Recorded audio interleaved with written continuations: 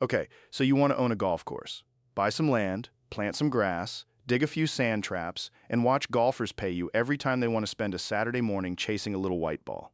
That's the picture. Here's the problem.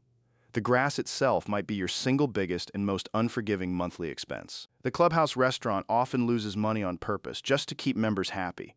And the golfers walking the course might not even be where most of your revenue actually comes from. Let's take this apart the way someone who actually runs one of these places has to see it. First, the land.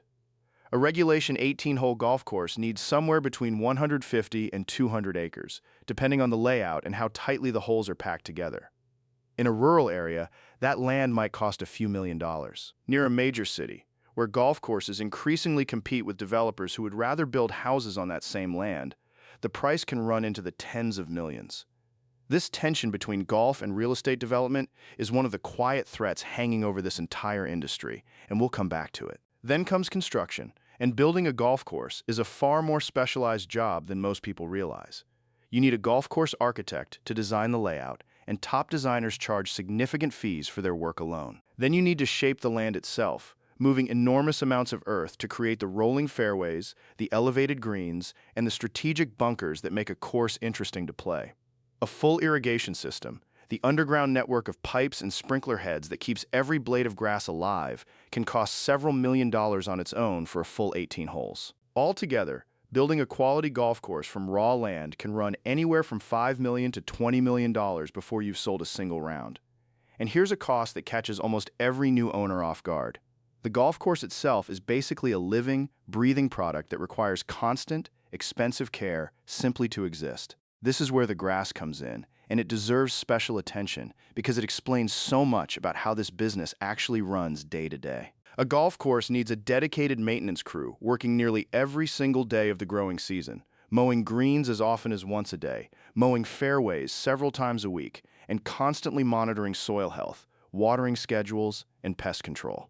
Water alone can be one of the largest recurring costs a course faces, especially in drier regions, where a single course can use hundreds of thousands of gallons of water a day during peak summer months.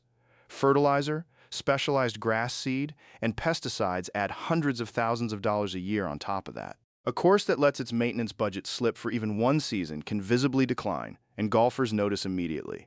Bad turf conditions are one of the fastest ways to lose loyal customers to a competing course down the road. Then there's the equipment. A fleet of specialized mowers designed specifically for golf greens, fairways, and rough can cost hundreds of thousands of dollars to assemble, and because this equipment runs almost daily, it wears out and needs replacing on a regular cycle. Add golf carts, which most courses either buy outright or lease through multi-year contracts, and you're looking at another significant recurring cost, often running into 6 figures a year for a mid-sized course. Now, here's where it gets interesting, because most people assume golf courses make their money purely from green fees, the amount a golfer pays to play around. That's only part of the picture, and depending on the type, of course, it might not even be the biggest part. There are really 3 different business models hiding under the single word golf course, and understanding the difference matters enormously. A public course, sometimes called a daily fee course, makes its money almost entirely from green fees and cart rentals paid by anyone who walks up and wants to play. A private club flips that model on its head. Members pay a large upfront initiation fee, sometimes tens of thousands of dollars, plus ongoing monthly dues, whether they play golf twice a week or twice a year. And a resort course sits somewhere in between, often bundled into a hotel stay, where guests pay a premium simply because the course is attached to a vacation experience rather than a standalone round of golf.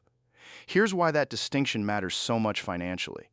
A private club's biggest source of revenue often isn't golf at all. It's the recurring membership dues that arrive every single month, regardless of weather, regardless of how many members actually showed up to play that week. This gives private clubs something public courses don't have, a predictable, steady stream of income that doesn't collapse the moment it rains for a month straight. In exchange, private clubs have to constantly justify that ongoing cost to their members, which means investing heavily in amenities beyond just the 18 holes.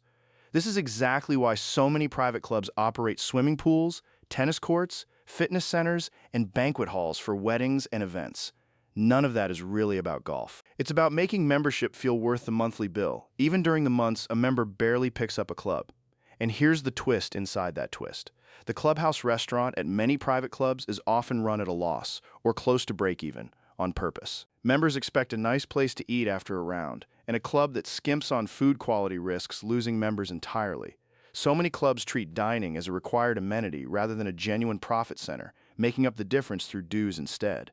Merchandise is another quiet earner. The pro shop, selling clubs, apparel, and golf balls, can carry solid margins, especially on private branded merchandise sold only at that specific club. And then there's the golf cart itself, which might seem like a minor add-on, but cart rental fees, especially bundled into green fees at public courses, add up significantly across thousands of rounds a year. Now let's talk about the biggest structural challenge in this entire industry, because this is the part that has quietly reshaped the business over the last few decades. Golf participation in many countries has been relatively flat or slowly declining for years, even as the sport has occasional surges in popularity. A course built during a boom period, expecting steady growth in players for decades, can find itself with far more capacity than actual demand, especially in markets with too many courses built too close together. This creates a brutal math problem. A golf course has enormous fixed costs: the mowing, the water, the staff, the equipment that barely change whether 100 people play in a week or 1,000. But unlike a hotel room, you cannot easily shrink a golf course to match lower demand. You either maintain the full 18 holes at full cost, or the course quality collapses and you lose the golfers you do have. This is exactly why so many struggling golf courses across the country have quietly closed and been sold to developers over the past 2 decades. Because the land underneath the course was worth more as housing than it was as a golf business. This is the real reason land near cities matters so much. When the golf business gets thin, the real estate underneath it becomes the actual safety net. Weather adds another layer of unpredictability that no amount of good management can fully solve. A rainy spring, an unusually cold summer, or a wildfire smoke advisory that keeps people indoors for weeks can all directly hit revenue on a business with costs that simply do not pause. Courses in regions with a genuine 4-season climate often only have a usable playing season of 6 to 8 months a year, meaning nearly all of the annual revenue has to be earned in roughly half the calendar, while staff, insurance, and loan payments continue every single month regardless of season. So does owning a golf course actually work as a business? The honest answer depends heavily on the model and the location.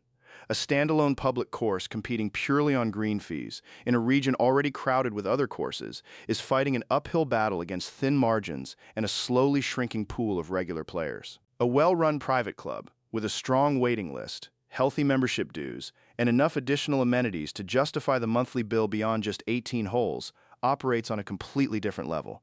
It isn't really selling golf anymore. It's selling belonging, a lifestyle, and a predictable place to spend a weekend, with the course itself as the anchor that brings everything else together. And a resort course bundled into a larger hospitality business gets to spread its costs across hotel guests who were coming anyway, golf or not. A golf course, in the end, is not really a sports facility. It's a piece of extremely high-maintenance real estate wearing a scoreboard as its logo. The 18 holes bring people through the gate. Everything after that, the membership dues, the clubhouse dinners, the pro shop, and sometimes the land itself, is where the real economics of the business quietly live.